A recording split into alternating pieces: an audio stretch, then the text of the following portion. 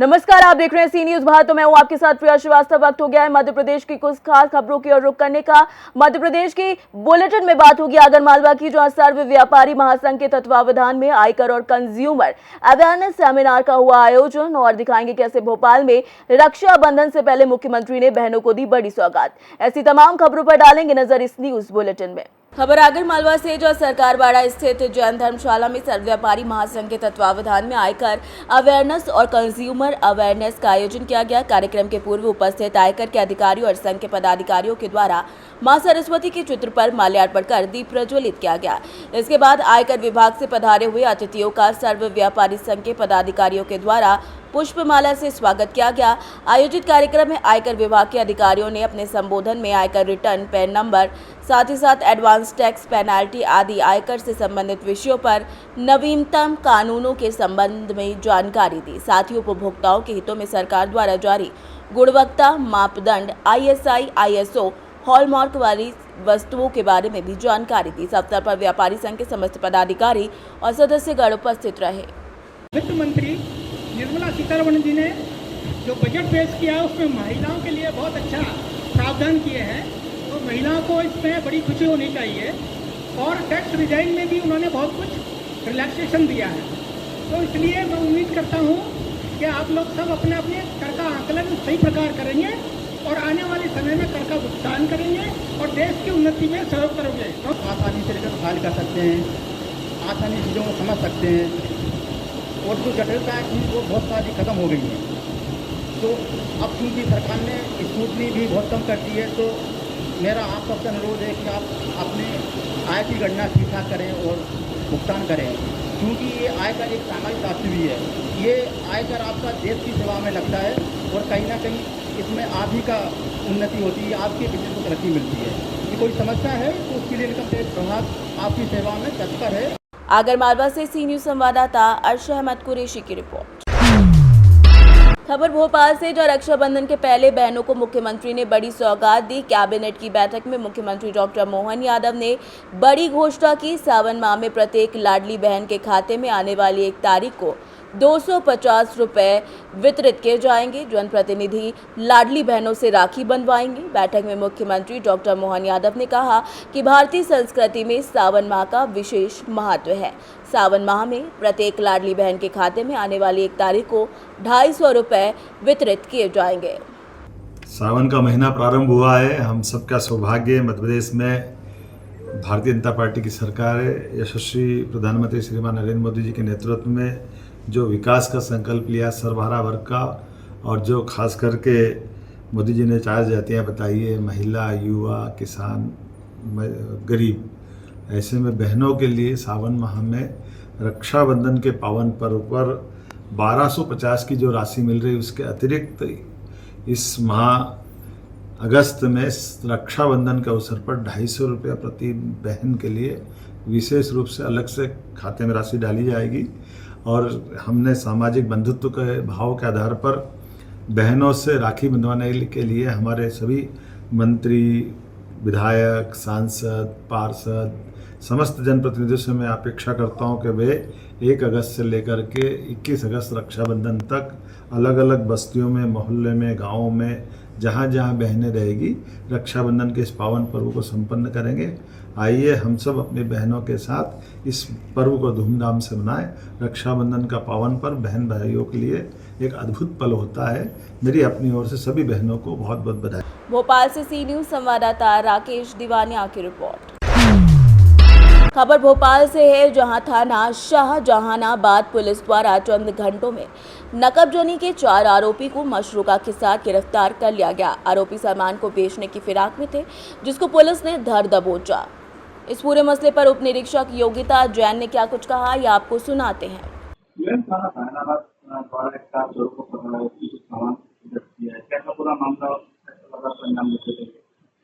इसमें ये फरियादी हैं संदीप जी, ये अपने मल्टी वाजपेयी नगर में रहते हैं।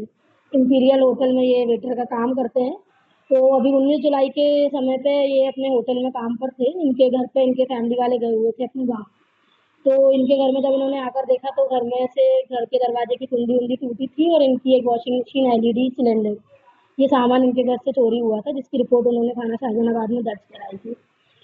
उसमें पुलिस ने त्वरित कार्रवाई करते हुए घटनास्थल आदि के कैमरे वगैरह देखे, जिसमें 4 आरोपियों को पुलिस ने हिरासत में लिया है और चारों आरोपी इन्हीं के पड़ोसी हैं, मल्टी वाजपेयी नगर में ही रहते हैं और उनसे पुलिस ने मशरूका जो भी है वो संपूर्ण मशरूका जब्त कर लिया है।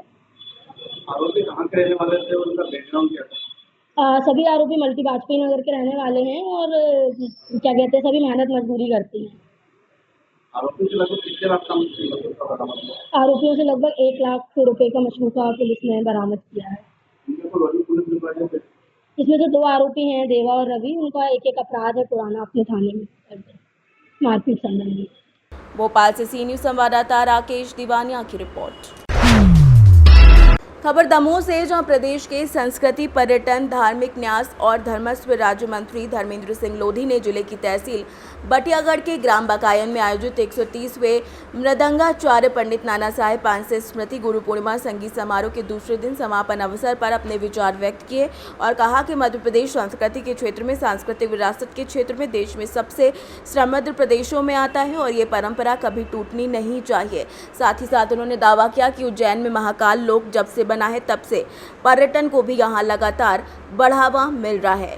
वहीं इस कार्यक्रम में संस्कृति राज्य मंत्री धर्मेंद्र सिंह लोधी ने कहा कि 2 बड़े गिनीज बुक में वर्ल्ड रिकॉर्ड भी हमने बनाए हैं और ये काफ़ी गर्व की बात है। इस मौके पर बड़ी संख्या में ग्रामीण जन भी मौजूद रहे। अच्छे श्रोता बन चुके हैं तो निश्चित रूप से इस गांव के जो नागरिक हैं वो शास्त्रीय संगीत में तज्ञ हो चुके हैं। ये भी, इसके लिए भी मैं आपको बधाई देता हूँ। तो निश्चित रूप से बहुत अच्छा कार्यक्रम है और इस कार्यक्रम को ऐसे ही आप लोग आगे बढ़ाते रहिए और जो भी कलाकार इस कार्यक्रम में पधारे हैं सबका मैं स्वागत करता हूँ, वंदन करता हूँ, अभिनंदन करता हूँ और ये परंपरा ऐसे ही चलती रहे, इसके लिए हमारी सरकार निरंतर प्रयासरत रहेगी। और अभी मैं आपको बता दूँ, वर्ल्ड रिकॉर्ड हमने बनाए हैं। एक खजुराहो में कथक नृत्य का वर्ल्ड रिकॉर्ड बना जिसमें 1484 कथक नृत्यों ने एक साथ अपनी प्रस्तुति दी है। उसके बाद तबला वादन का भी गिनीज बुक में वर्ल्ड रिकॉर्ड बना है। तो धीरे धीरे मध्य प्रदेश अपनी सांस्कृतिक विरासत को लेकर आगे बढ़ रहा है और आने वाले समय में अभी 2 रिकॉर्ड तो अपने। दमोह से सी संवाददाता संतोष मोदी की रिपोर्ट। खबर ग्वालियर से, जहां मंगलवार को एसपी ऑफिस में जन सुनवाई चल रही थी। इस दौरान ग्वालियर की कविता नाम की युवती अपनी शिकायत लेकर पहुंची। जब किसी ने उसकी बात नहीं सुनी तो युवती नीचे आकर जोर जोर से रोने लगी। जब पुलिस के लोग उसे समझाने पहुंचे तो वो बेहोश होकर गिर पड़ी। होश में आने पर महिला सीएसपी किरण अहिरवार ने कविता की काउंसलिंग कराई, जिसमें कविता ने बताया कि 2013 में उसके माता पिता की मौत के बाद से वो मानसिक रूप से परेशान है। उसका इलाज भी चल रहा है। माता पिता के जाने के बाद वो अपने चाचा चाची के साथ रहती है। उसकी 2017 में शादी इंदौर में हुई थी। पति से तलाक का केस चल रहा है। कविता ने बताया कि चाचा और चचेरा भाई उसको गालियां देकर प्रताड़ित करते हैं। जब वो थाने और अन्य जगह पर शिकायत करने पहुंची तो किसी ने कोई जन सुनवाई में उसकी मदद नहीं करी।